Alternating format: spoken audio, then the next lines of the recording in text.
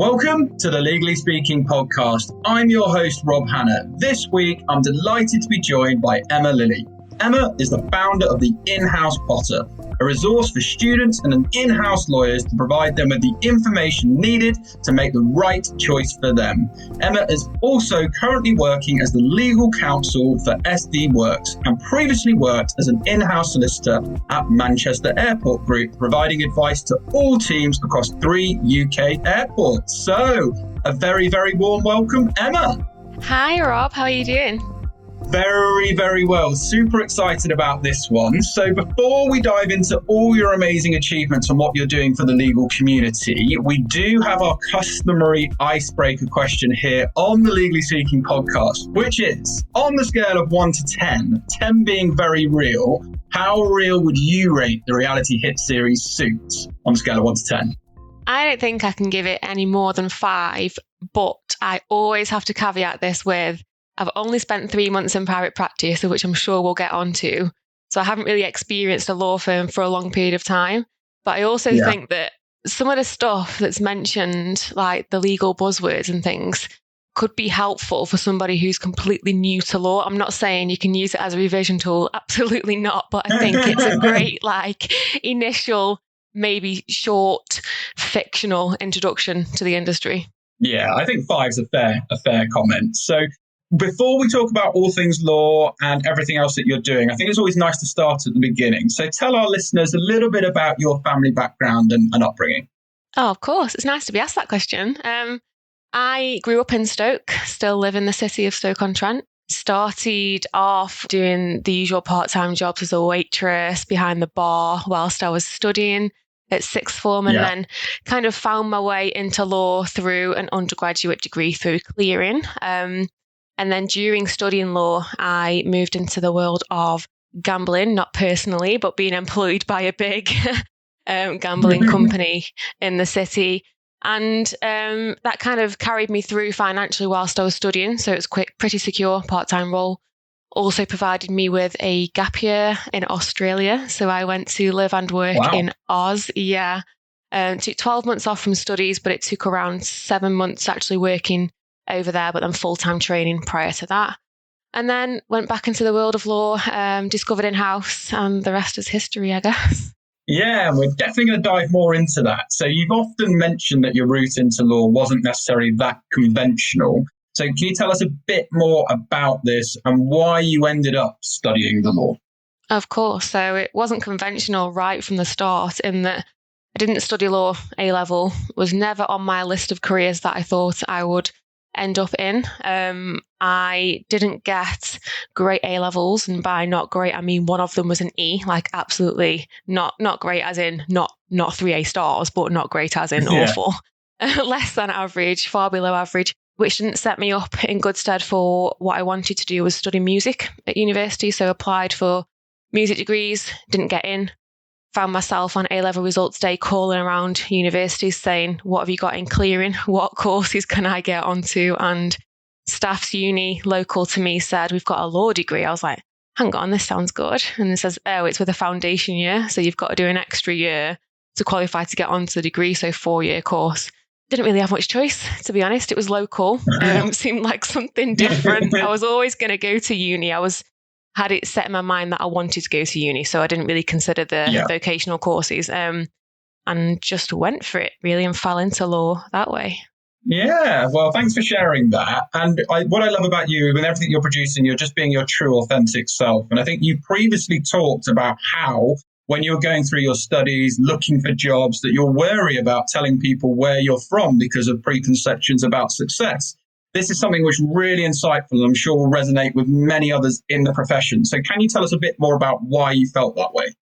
I can, yeah, Rob. And I think it stems from comments made to me personally or to my group of friends that were studying law from the local area, or people that were from other cities that had come to Stoke to study and had seen that as an automatic disadvantage. I mean, Staff's Uni Law School is incredible. It's got its own part on campus, its own law library, like such a great place to study. But for some reason, because it's in Stoke, it's seen as, less of a class than others. And I think that can carry through to the profession and others. It's not just law. There is always an elitism attached to the city and things like that. But I've always had it drilled into me that I had less of a chance in the profession because I was from Stoke. So just one of those comments.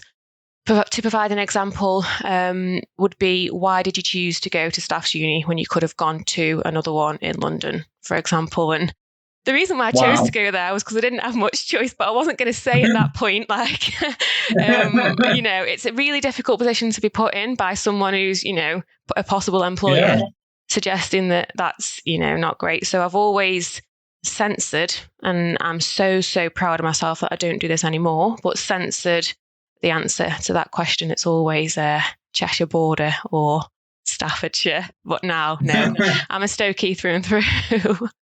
And good for you, and good for you. And that's why I'm sure many, many people are really buying into what you're doing for the legal community, because you really are just showing your true self. So you trained at WEX Europe Services. Can you tell us a bit about this and how you managed to land your training contract, especially since there's so little information available to students on in-house careers? Of course, and that speaks to me, Rob. It does.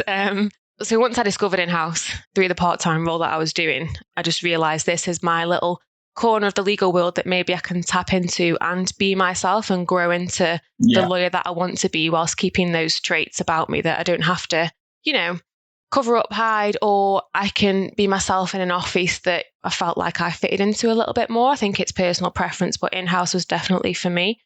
So I started looking for paralegal roles in-house, because it took me a couple of Googles to try and look for training contracts in-house to find absolutely nothing, or advice that was out there just always told me work in private practice for 4 years. It used to be the average time, 4 or 5 years, and then go in-house. Basically a blocker telling me I couldn't work in-house unless I'd trained in private practice. And I've always had that rebellious and challenging side, so I'm glad that I managed to lean on that at the time I decided to make this decision. But I thought, no, I'm going to try and train in-house. I'm going to try and see how I can succeed down that route without doing something that I don't really feel comfortable with. I wouldn't enjoy it. So search for paralegal roles, because I thought that was a way of experiencing the culture without committing. Whereas some people would go straight for the training contract and think, I want to go straight for it and get it done. I had the benefit of having that step back, thinking, this isn't my ultimate dream, being a lawyer at this stage. So I want to test it out a little bit first and see what it's got for me, rather than what I can get for it, if that makes sense.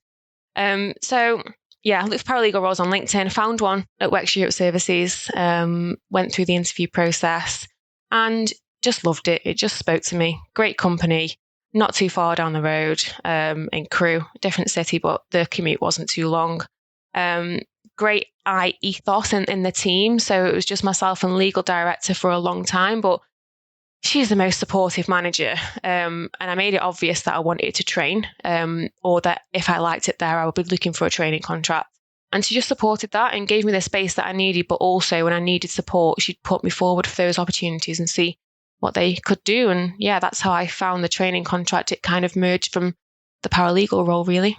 Brilliant. And, you obviously made a success of that. And as we briefly mentioned, sort of fast forward, you then worked as an in-house lawyer at Manchester Airport Group. So can you tell us a bit about more what that role entailed? Of course, yes. I obtained the Manchester Airport Group role not long after qualification. Because I'd worked at WEX for a while as paralegal and then trainee, just thought it was time for a new challenge, really. So hopped across there, and it was a shock at first, I think, because when you move roles as an in-house lawyer, you're kind of stepping out of the integration of the company that you've got, because it's so much more involved with the business. It's like starting a whole new world and getting used to the policies and the way that they work. But bigger legal team, more challenging work, much more high profile work, probably because of the nature of the industry. And really enjoyed it for the 2 years that I was there. It's just unfortunate that what's happened recently hasn't been great on the industry and on the legal work either. Yeah, no, well said. And so let's talk about some of the differences from your own perspective then. What is it about an in-house career that appealed to you? And can you briefly explain, how in-house differs from private practice? Of course. I think what appealed to me was that I wouldn't be in competition with, as a trainee, as a junior looking to make this decision. I wouldn't be in competition with the person sat next to me, so my closest peer, my colleague, for an opportunity that chances are we both wouldn't get. I didn't like the the dog eat dog kind of atmosphere that you have as a paralegal or, somebody looking for a training contract, even an NQ role, that you have in that atmosphere. I like to work together.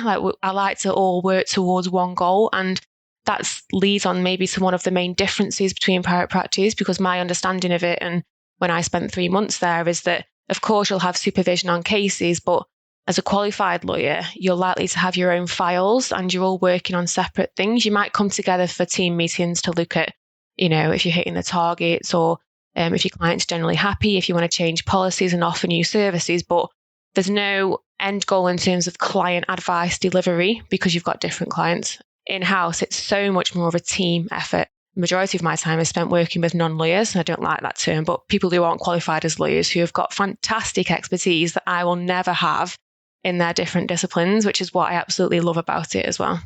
Yeah.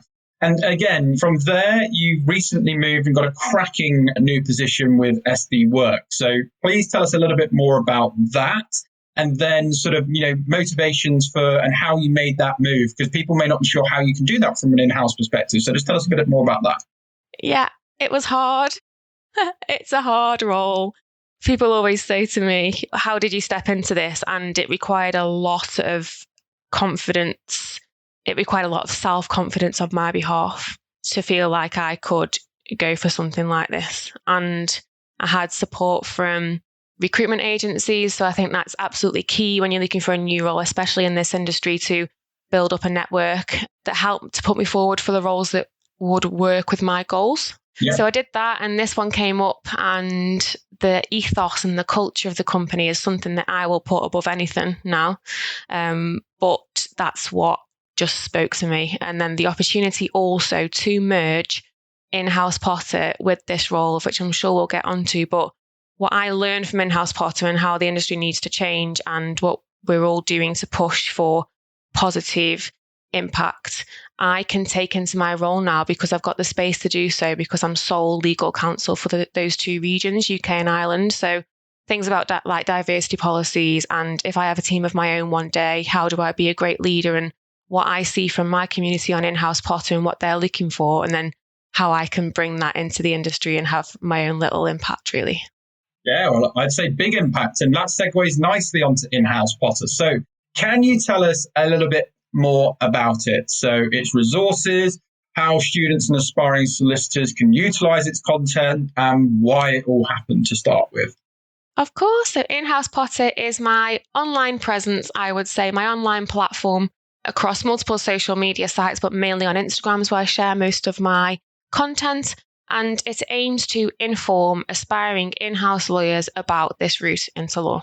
So it kind of changes the perspective on it from an earlier point. And that's something that I really want to work towards and keep on pushing. Because as we've said, there's not much information out there on in-house, and what is out there doesn't tend to be really accurate or reflective of the modern day. So that's what in-house Potter does. It aims to change the narrative around that and show a different approach to law that focuses on diversity, accessibility, and being yourself, really. So I've been working on it for 18 months now, and it's become a big part of my life. I really enjoy it. It's so rewarding being able to help people with it. And it came about because I just got so fed up reading things that weren't accurate, and I didn't want somebody else to Google in-house training contracts and find what I found.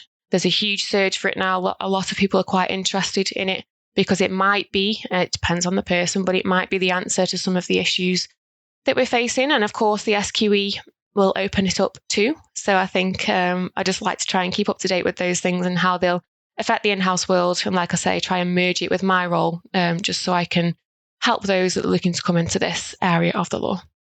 Yeah, and as I say, it's been a huge success since 2019. The in-house Potter, I believe, has been featured on major platforms, all about the law, the lawyer, lawcareers.net, and many others. What would you put the success down to of in-house Potter?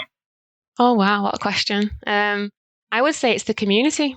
It's the feedback that I get. It's the willingness to listen to me rambling on about things that I might be scared to put out there because I'm thinking it's a little bit different than what's being said. But the reaction that I get to it is just fantastic. I mean, the community keeps me going on in-house Potter just as much as the things that I see out there that I want to correct do, because They really invested in it. And of course, there's a huge responsibility to make sure that what I'm putting out there, I'm fully behind and believe in. But I would only ever do that anyway. So that, the success has got to be the people that stand behind me and agree to some extent that, this needs to be done, and that in-house potter can actually make a difference. And that's the key. You started that because you had a problem, you had an issue yourself, you couldn't find the right resources. So if you can't find it, make it. And you're doing a great job of that. So I'd strongly encourage others in whatever format it might be to really take a leaf out of your book, because what you're doing is fantastic. And I've seen you talk about Clubhouse recently, which is definitely the new way, shall we say, with all things the pandemic happened, to network and access expertise. So what's your opinion on it, and what's all the hype all about, and is it worth it? We love Clubhouse. We love a good Clubhouse room. My opinion on it is that it is going to change the way legal professionals network, if it hasn't already. I mean, LinkedIn is fantastic. It's got its own purpose. I struggle on LinkedIn sometimes with disconnecting the corporate and the CV side to the real me side, and how do I merge that? That's just the generation I was brought up in, I suppose. I was told that LinkedIn's your CV and it's professional facing. It is moving, which is great, and I'm trying to adopt that too. But Clubhouse is so much more informal. I think Clubhouse is already what LinkedIn is trying to work to become. And what helps that is the fact that it's voice only. It's so easy to connect. There's no pressure. So there's no set time. You've got to be there or not got to be there. You can hop in and out. There's no judgment. So if I was in a conversation, if I was in a room or a LinkedIn conversation, live, whatever, with people in the industry, I wouldn't feel like I could just, go off and do something and go for a drive or go and meet a friend and just leave the conversation. But Clubhouse, you can do that. That's what I love about it, because one of the things that I was always nervous about, and I didn't adopt to networking until after I was qualified. I don't know how I've got to this point without it, but I was always I don't want to do that. I don't feel comfortable with it. I don't want to be the outlier in the room. Again, going back to this upbringing thing and not being comfortable in the big shiny offices and not feeling like I belong there. But Clubhouse makes you feel like you belong, and the doors are open, and the people that are on there are insane. Like grad recruitment that you wouldn't have access to unless you sent a really formal email and spent ages toiling over it and changing it and reading it here and there. Clubhouse, just speak and be yourself and speak what's on your mind and ask those questions, and you'll find the answers there. Yeah, couldn't agree more. And I'm with you. I think there's a real opportunity, particularly for the legal community and the aspiring legal community, to get some real value from the platform. Okay, so, everything isn't always perfect. So what would you say are some of the major challenges you've had to overcome so far in your legal career today? First one we've touched upon, which is finding a place that I fit into. I'm still challenging that sometimes. I've just opened up to you and I've opened up to the world, and only recently would I say where I was from.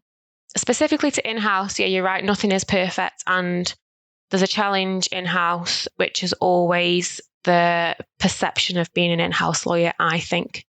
So it's seen as a place that people look to or aspire to be once they've got the credibility somewhere, or once they've tried to apply for the training contracts in private practice and haven't got them. It's seen as a second resort. And quite often when you're in conversations with people, in-house is always seen as coming after traditional private practice. And I think we are changing that notion now, but there's still a lot of myths out there. So the amount of times that I get told, well, you don't work as much, or you don't work as hard, or it's less hours, isn't it? And that might be the case, but that shouldn't be the standard, the expectation, nor should it be seen as because I don't work 10 hours a day, that means that I'm less of a lawyer. In fact, it means that I've been able to set boundaries that work for me and my mental health, and I can have a great career and a very happy home life at the same time. So I think it's the perception, and it's dealing with that in the industry and having a place at the table in terms of whether that's website content, whether it's having events for in-house and all of these things. I think that is something that I would like to change.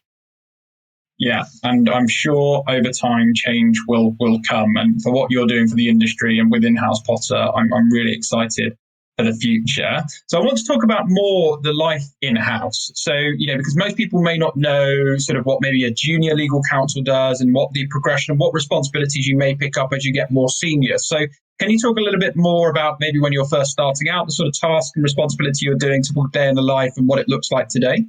Of course I can, Rob. Yeah. So at first I started off with assisting legal director with files that she has, small things that I can do. So organising meetings, pulling together people in a room to talk about something, flagging points and emails. And then it quite quickly escalated onto drafting template documents. And that seems like a massive jump for a junior. But by template documents, I mean termination notices, for example, like really small things, or standard statements that might go out with a contract, or contract packs, things like that.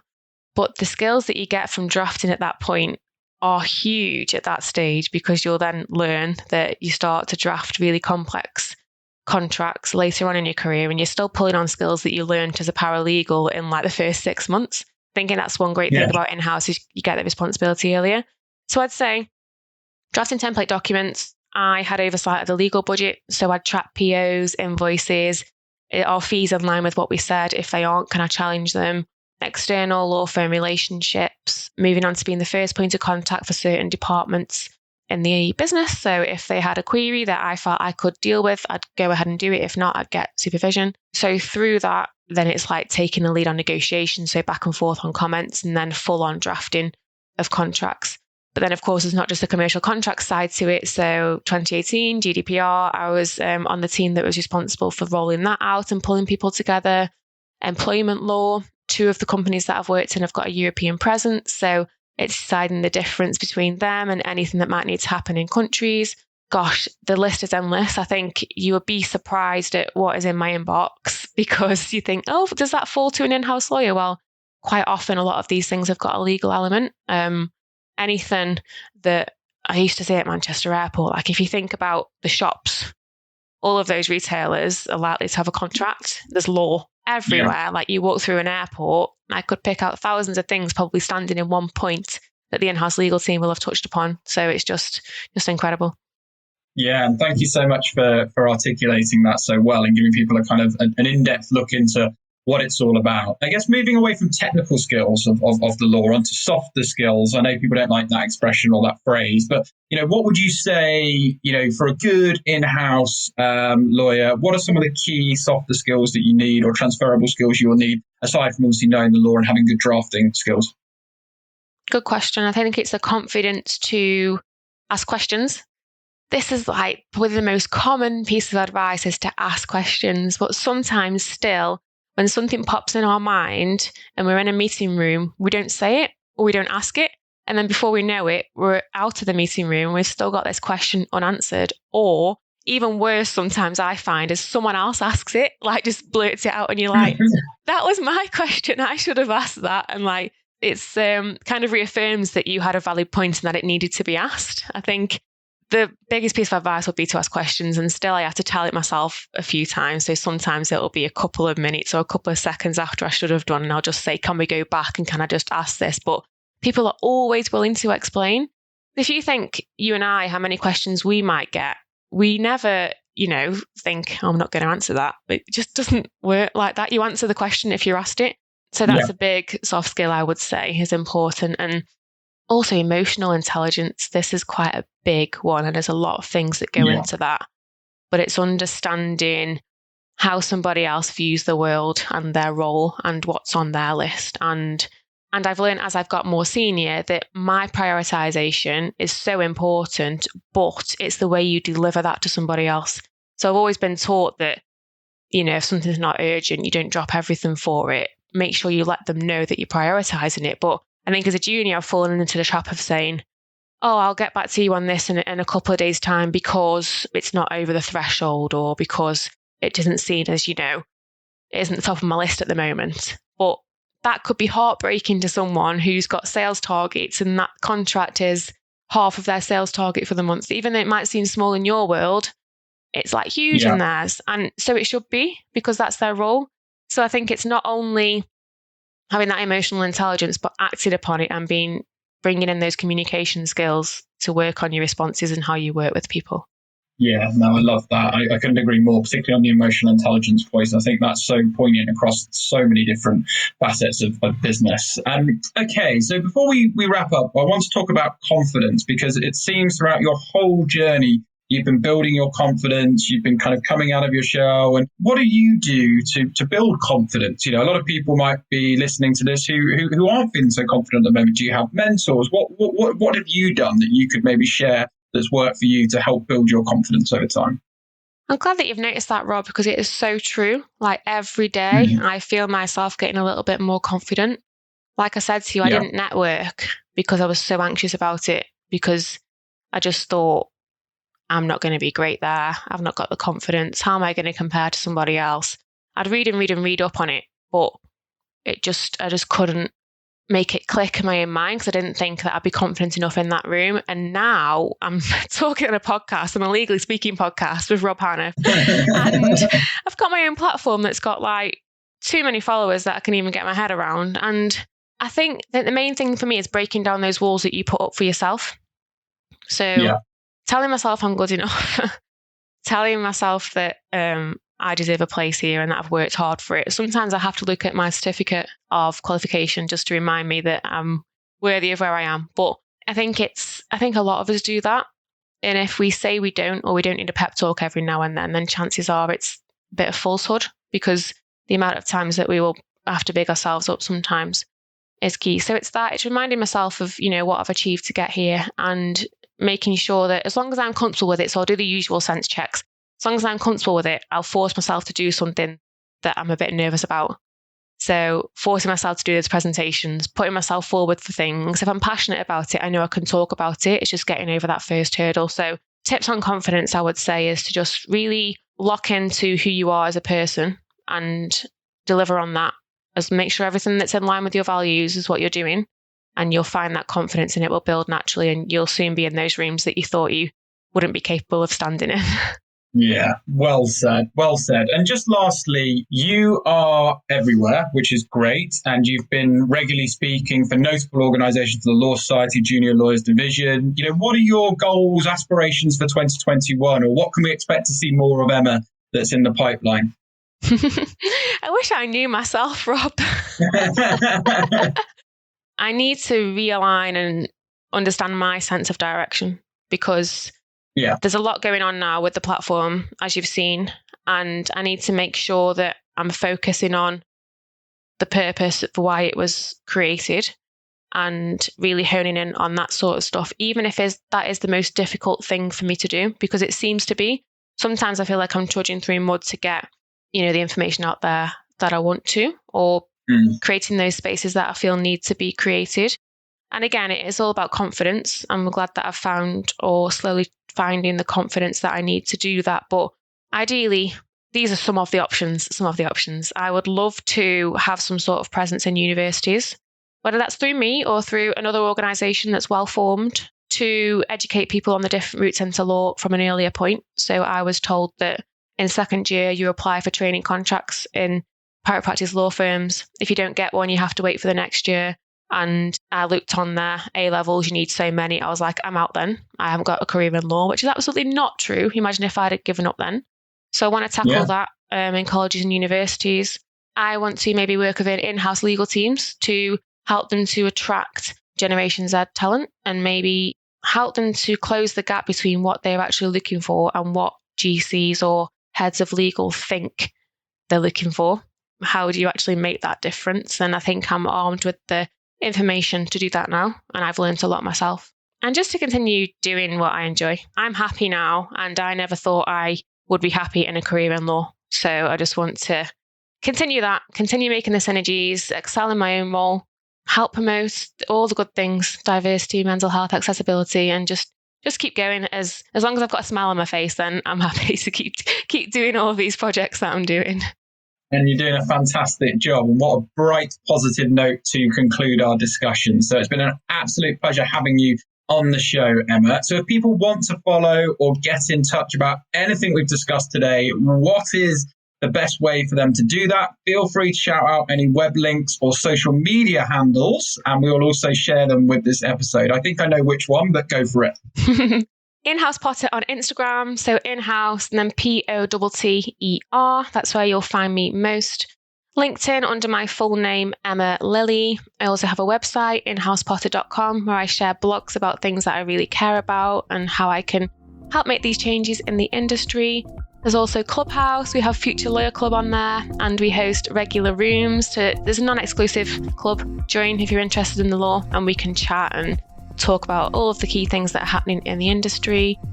I'm also on Twitter and TikTok, but I'm a liability on those. I need to maybe have a think about my presence on there, but yeah, that's where you can find me. Brilliant. Well, thank you so much once again, Emma. It has been an absolute joy hosting you on our show, and we're wishing you lots of continued success with your legal career and your platforms, and of course, In-House Potter. But from all of us on the Legally Speaking podcast, over and out. This week's review comes from Angie. Angie says, a must subscribe for those applying for training contracts and vacation schemes. Awesome insight into life as a lawyer. This podcast helps me understand what life as a lawyer really requires. Would recommend to anyone thinking about law as a career, or those who want to expand their knowledge on what is expected in this field of work. Thank you so much for a fantastic review, Angie. From all of us at the Legally Speaking podcast, it means so much. We continue to strive towards educating, entertaining, and inspiring the legal and wider communities. Thank you for listening to this episode of the Legally Speaking podcast. If you enjoyed the show and want to help support us, remember to leave us a rating and review on Apple iTunes. You can also support the show and gain exclusive benefits, bonus content, and much more by signing up to our Patreon page, which is www.patreon.com/Legally Speaking podcast. Thanks for listening.